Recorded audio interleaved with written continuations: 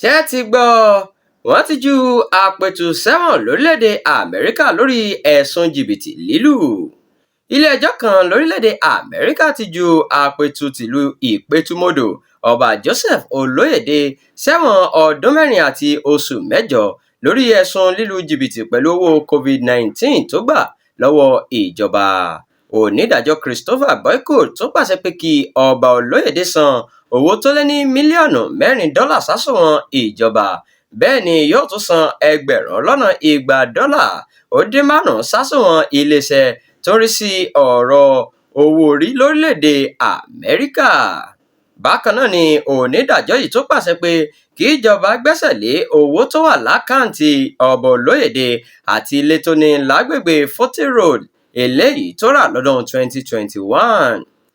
Ó ní tí kì bá ṣe àìsàn tó ń ṣe Olóyèdè òun ìbá fún lẹ́wọ̀n tó jù bẹ́ẹ̀ lọ. Tẹ́ ò bá gbàgbé, ṣe ni wọ́n ní apẹ̀tù gba owó ìrànwọ́ COVID lọ́wọ́ ìjọba ilẹ̀ Amẹ́ríkà, ṣùgbọ́n tí kò lò fún nǹkan tó ní òun fẹ́ lò fún. Ẹ̀sùn 13 ni wọ́n fi kàn án, ó sì wà lákọlò àwọn ọlọ́pàá níbẹ̀ kó tó di pé wọ́n ṣe ìdájọ́ rẹ̀ lọ́jọ́ Túsìdeè ọ̀sẹ̀ yìí.